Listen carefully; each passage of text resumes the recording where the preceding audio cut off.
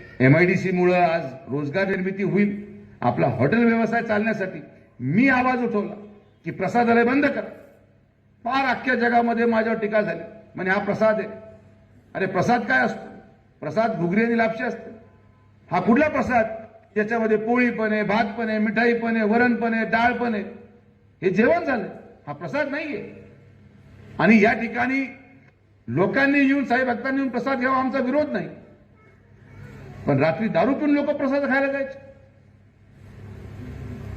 इथं सगळे जेवढे साई भक्त म्हणून फिरत होते ते साई भक्तच नव्हते, भिकारी, गुन्हेगार.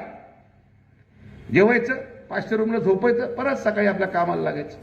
हे बंद होणार, हे बंद झालं पाहिजे. मी आवाज उठवल्यानंतर टीका झाली, पण मला विश्वास होता की शिर्डी माझ्या पाठीमागे उभी आहे. आणि जेव्हा ते झाले तेव्हा लोक म्हणते नाही भाऊ सुजय विखे खरं बोलत होते. ब्रेक दर्शन आपण चालू केलं, नाही तर सकाळी येऊन माणूस लगेच 1 तासात परत घरी. लोक थांबले पाहिजेत. मी तुम्हाला शब्द देतो, जसं ब्रेक दर्शन आपण चालू केलं, जसं तिरुपतीमध्ये आपण गेल्यानंतर आपल्याला 1 दिवस अगोदर जावं लागतं. कोणी सांगावं की इथं तिरुपतीला जे लोक गेलेत की आपल्याला 1 दिवस अगोदर जावं लागत नाही?